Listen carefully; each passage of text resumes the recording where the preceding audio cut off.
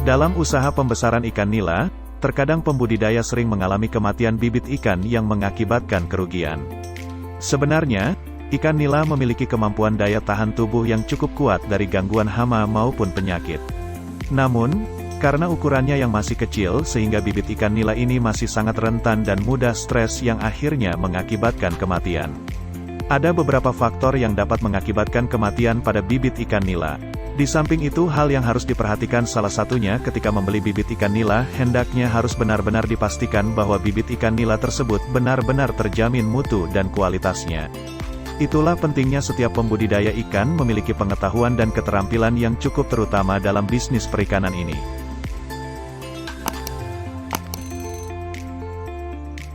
Bibit menjadi salah satu faktor utama penentu keberhasilan proses budidaya ikan nila sehingga harus diperhatikan dengan baik.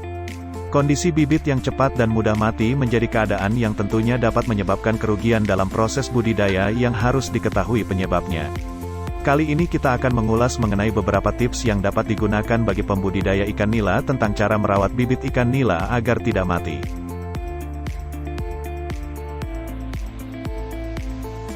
Penanganan bibit yang kurang baik dan tidak tepat adalah faktor utama yang bisa mengakibatkan kematian. Selain memilih bibit tunggul, kesalahan teknis pada saat melakukan penebaran bibit juga sangat menentukan kesehatan ikan nantinya. Waktu yang baik untuk menebar bibit ikan adalah sore atau pagi hari ketika matahari tidak terlalu panas. Demikian juga terhadap kepadatan jumlah tebar yang terlalu tinggi bisa menyebabkan bibit ikan nila saling berdesakan yang bisa mengakibatkan matinya bibit-bibit tersebut. Selain itu, lingkungan perairan pada kolam yang tidak mendukung akibat pencemaran tentu akan mengganggu pertumbuhan ikan nila yang dibudidayakan. Oleh karena itu, proses penanganan dalam hal jumlah dan waktu perlu diperhitungkan dengan baik.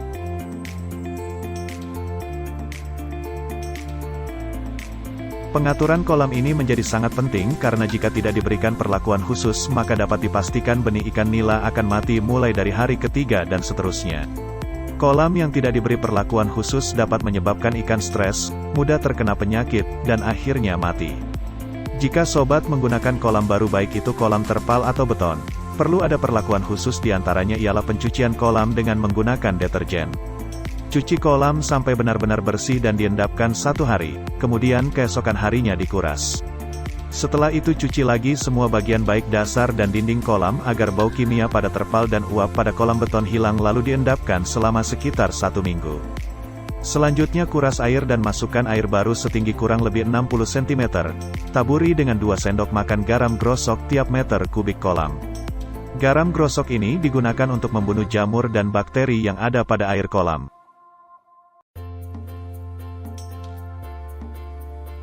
Keterlambatan pemilihan atau sorting pada bibit ikan nila dapat mengakibatkan perkembangan yang tidak sempurna sehingga pertumbuhan pada bibit ikan itu sendiri tidak merata.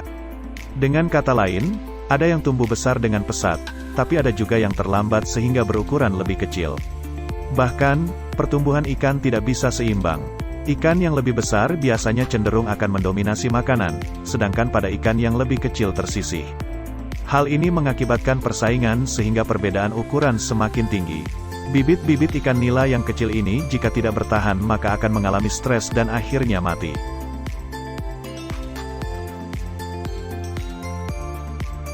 Penggunaan probiotik dalam sistem budidaya ikan nila juga sangat dianjurkan, karena dengan menggunakan probiotik memiliki fungsi dalam menguraikan amonia dan dapat membantu pencernaan makanan pada ikan.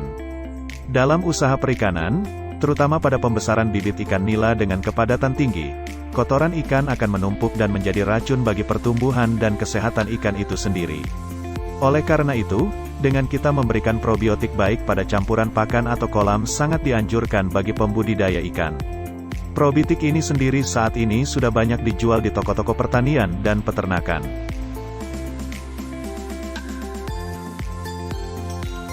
Peralatan yang digunakan saat budidaya ikan seringkali diabaikan oleh para peternak.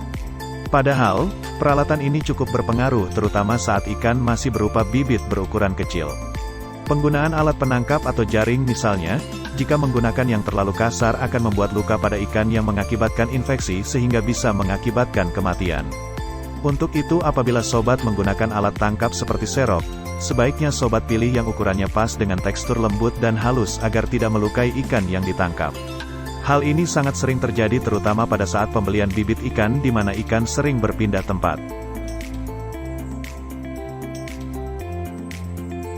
Pemberokan ini biasanya dilakukan oleh produsen sebagai penjual bibit ikan, terutama jika bibit ikan nila akan dikirimkan ke tempat yang cukup jauh. Perjalanan jauh di sini memerlukan waktu sampai 6 jam hingga sampai tujuan.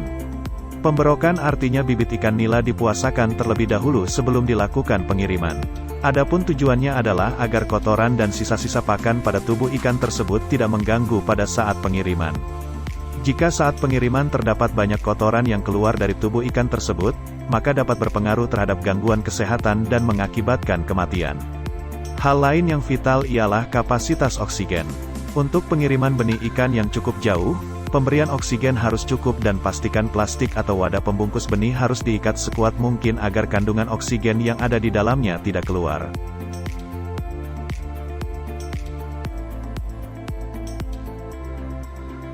Saat membeli bibit ikan nila, sobat perlu memilih waktu yang tepat. Saat yang baik untuk melakukan pengangkutan atau penebaran adalah pagi atau sore hari. Karena pada siang hari kondisi cuaca terlalu panas yang dapat mengakibatkan kondisi ikan lebih lemah. Jika terjadi, daya tahan tubuh pada bibit ikan itu sendiri akan turun drastis yang bisa berakibat kematian.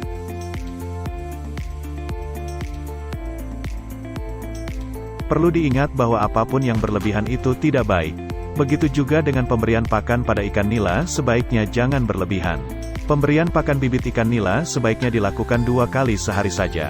Ukuran pakan disesuaikan dengan mulut ikan. Biasanya untuk bibit diberikan pakan pelet paling kecil. Sesuaikan dengan budget dan jumlah protein yang diinginkan. Berikan pakan sedikit demi sedikit, lalu perhatikan berapa lama waktu yang dibutuhkan sampai pakan tersebut habis. Jika waktu yang dibutuhkan ikan untuk menghabiskan pakan meningkat itu pertanda ikan sudah lahap, sehingga takarannya bisa sedikit dinaikkan lagi. Jangan sampai memberikan pakan berlebihan, karena akan mencemari kolam yang bisa mengakibatkan amoniak meningkat. Ini dapat memicu pertumbuhan jamur dan bakteri pada kolam sehingga menyebabkan berbagai penyakit pada benih.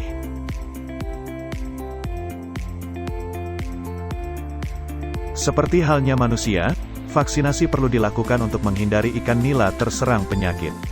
Pada umumnya, para pembudidaya ikan nila belum banyak yang mengetahui atau belum melakukannya karena vaksinasi ini belum begitu populer. Vaksinasi ini dilakukan untuk meningkatkan kekebalan dan daya tahan tubuh ikan terhadap penyakit pada ikan. Lebih baik mencegah daripada mengobati. Vaksinasi juga merupakan suatu cara untuk menghindari resiko kematian dalam sistem budidaya perikanan.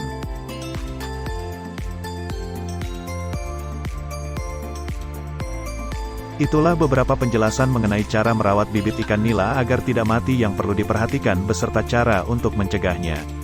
Belajar dari pembudidaya ikan yang sudah berpengalaman merupakan langkah yang tepat untuk membantu agar proses budidaya memberikan hasil maksimal.